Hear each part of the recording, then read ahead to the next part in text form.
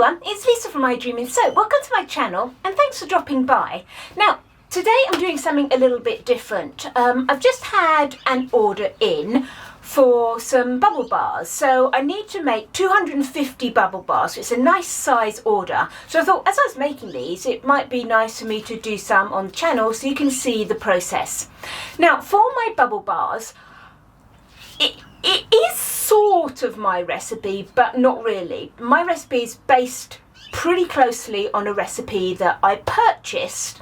I've made a couple of tiny little tweaks to it, but not enough for me to say this is a recipe that I've developed. So I wouldn't feel comfortable sharing that recipe and giving it away when it's a recipe that is sold.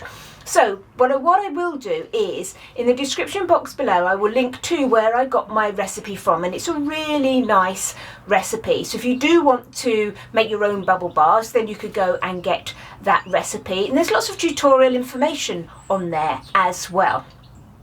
Now, the other good thing about the recipe is it doesn't really contain anything weird or particularly specialised. So, alright, if you just make soap, then you're going to need things different to what you use when you make soap. But if you do things like bath bombs already, then a lot of the dry ingredients and the surfactants and everything that you use are pretty common items. There's nothing that you're going to potentially buy and not be able to use it for other things. So it's a nice sort of safe recipe, as it were, to purchase. Now, whenever I make bath bombs or bubble bars, and I'm making quite a lot of them, I always master batch my ingredients. Now, master batching for dry products like bath bombs, bubble bars, that sort of thing, is a slightly different process to when you master batch for soap. Well, it is for me anyway. So for my soap, what I will do is I will melt and mix up my oils, and I will mix up sort of 30 kilos of oils all in one go and just divide it into big buckets. I don't divide it into like the portions I want for the soaps, because my soaps could be all different sizes. So all those oils are just all literally bunged in together, and as you melt them and stir them, then I just take out what I need. For something with dry ingredients, that's a bit of a difficult thing to do. So when I master batch my dry ingredients, so for example here is a master batch of my dry ingredients for one batch of bubble bars. I tend to make my bubble bars in batches of about 25 because that's what fits in my mixer nicely, and it's an amount that I can get done nicely, and the base recipe still is staying in a nice workable condition. So that works really well for me.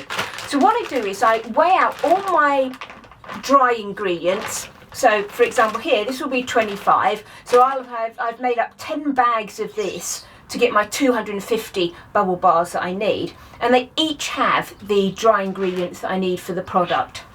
Now, the reason I don't do it in a big old bucket, because that would actually be easier, is if you can imagine if you had a huge bucket, to try and then mix and make sure you're getting the right quantities of all the dry ingredients in each batch, you'd never be able to do that if you've got a massive bucket of it. So it is easier to just pop it into your bags and do all your batching up front.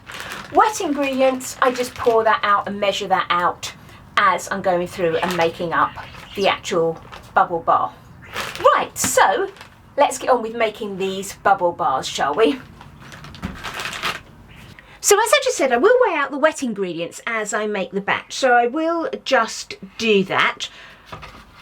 I'm sure you've seen weighing out before, so I'm not going to just labour through it on the screen. I'm just going to go through and get it done. So yeah, so you just do everything in your two sort of stages, as it were, wet and dry.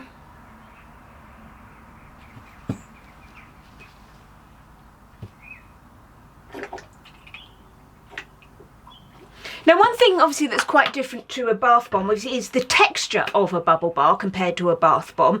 These aren't going to float on the surface and make all pretty patterns or anything. You do need to crumble them up under the water, and they have an awful lot more surfactant in them than you would with a bath bomb. Bath bombs tend to have a tiniest bit of surfactant in, just to create the tiniest bit of bubble, if any at all, whereas these are, because they're a bubble bar, they are lots and lots of surfactant, and this has a wet surfactant in it, a liquid one, and also a dry one as well.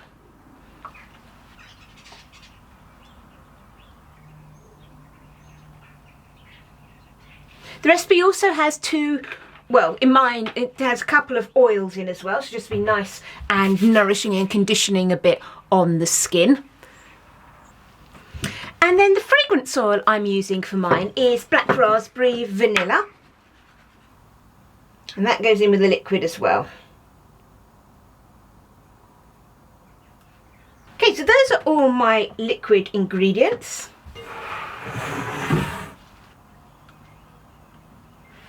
Let's just get those blended now together. So in goes my batch of dry ingredients. Everything in here has obviously been weighed and sieved nicely.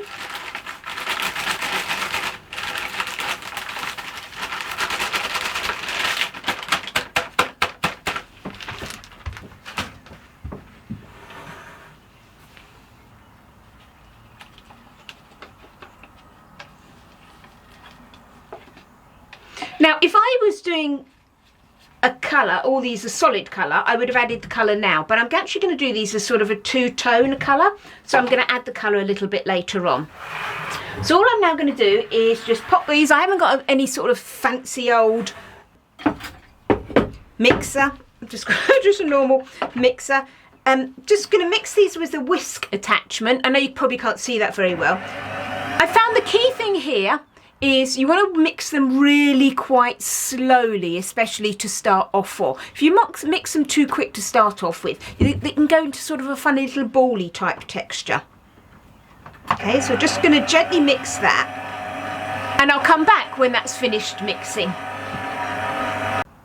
Okay, so I've got that all mixed up nicely, and as you can see, it's sort of nice and almost sort of fluffy, as it were.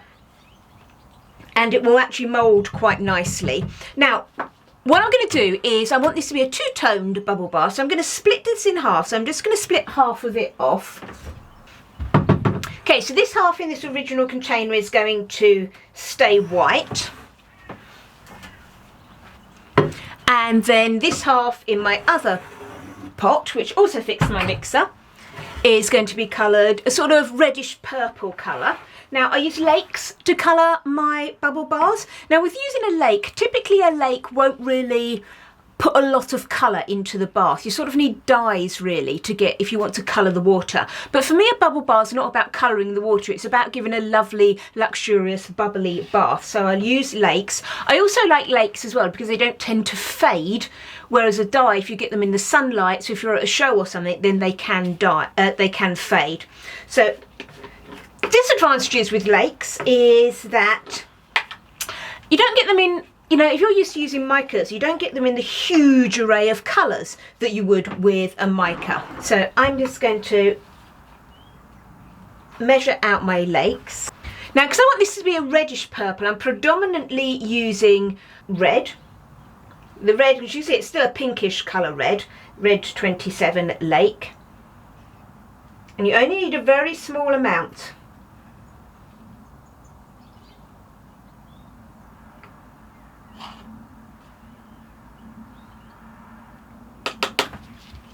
Okay, so there's my red lake, and then my blue lake.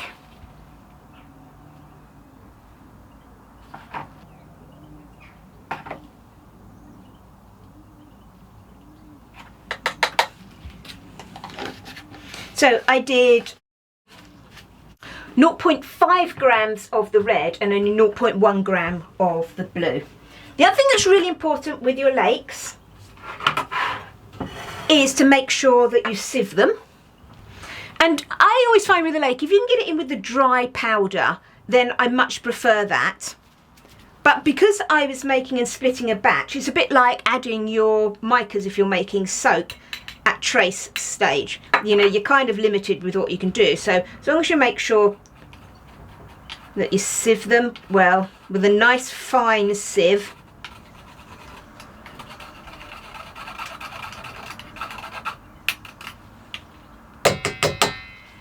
So I've basically got there 0.6 grams of lake to 1,000 grams of mixture. As you can see, it's only a very small amount. So I'm just going to give this another mix in my mixer again. So you can't really see the mixing, but I'm sure You probably know what a mixer looks like. So I'm just bringing it in there, and I'm just going to get that colour mixed in, and I'll come back when that's mixed in.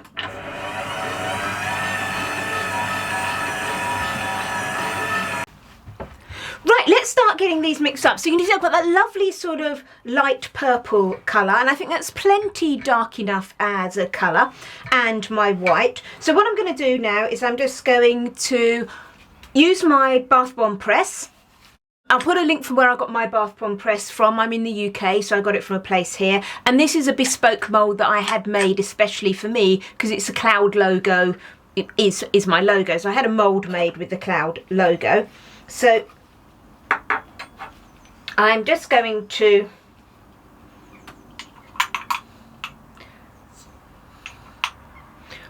put a bit of one colour in,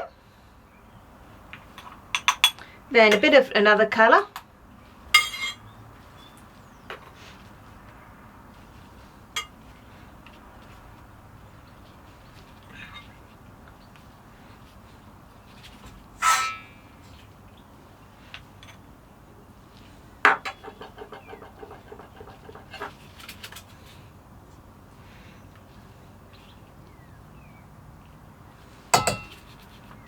okay, it's going to take a bit of fiddling around, but obviously if you're selling them, it is really important that you get your weight correct. First from the point of view that if you're selling them at a certain weight, you need to give that weight to your customer, but also as well, for you don't want them to be all different shapes and sizes, and you don't want to put in too much more than what you're, actually selling at the advertised price for, because you're then just throwing product away. So I find I cut a little bit of Silpat matte out, and I use this because I make my shampoo bars in this mould as well. I find I put that in there and then just posh that on the top. Now you can press these by hand, and I'm just going to bring in my bath bomb press and just get that pressed.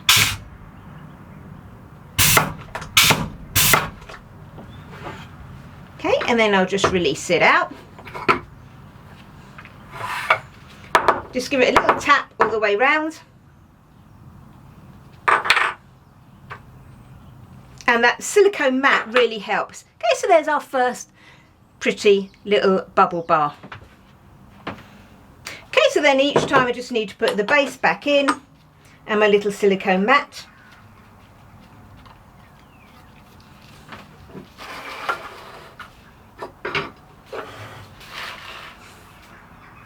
And then we'll just go through the process again.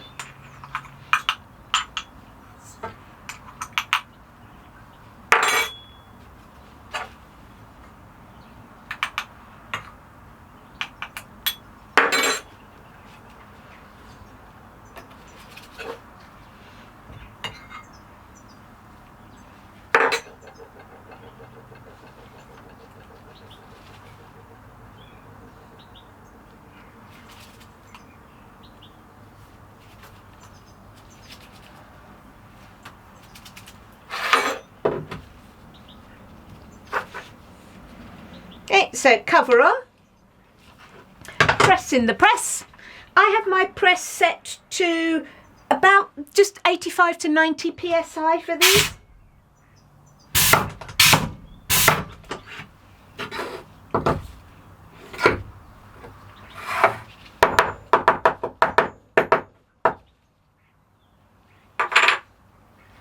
So there we are. And then what will happen with these is I will leave them to dry overnight. Now typically by the time you've got to the next day, obviously it will depend on the humidity that you're facing where you live. These will then be really, really solid by the next day. So for me, overnight or the day after, then they will be ready to start wrapping. And I wrap them with mine. I just put them in a biodegradable wrapping. So I've sort of biofilm wrapping with mine with some labels on. Okay, so that's that, and I'll just set these aside. Okay, so that's those being made. So I'm just going to carry on making those, and then I'll come back when I've got them all done, and I'll just show you what they look like. So there we are, I've just finished pressing that first batch of black raspberry vanilla. So what I will do is I will leave them to dry. I leave them just for the first few hours like this, and then what I do is I just turn them up on their edges. That way I can get more on a tray as I start to make more and more, and also they dry they've got more space exposed to the air to dry really quickly. I thought I'd just pop in with the next batch I'm going to make. I'm not going to go through all of the fragrances that I'm using. So this one, again, I've done half and half. And in this sort of about 1 kilo of mix, I've got 0.6 grams just of the red lake. And you can see it's quite a pinky colour, really nice. And the fragrance I'm going to be using in this one is Loving Spell. So I'm just going to press these through, and then I'll probably just show you the finished bits at the end. So here we are with our other batch pressed already. These are those Loving Spell ones. So as I said, this is the red lake. Can you see it gives quite a pinky colour with that one? So I'll just leave you with some final photos of the bubble bars. I hope you've enjoyed this video and you like the bubble bars. If you'd like to see what I'm making in the future, why not subscribe to my channel? Thanks for watching, everyone. Happy soaping.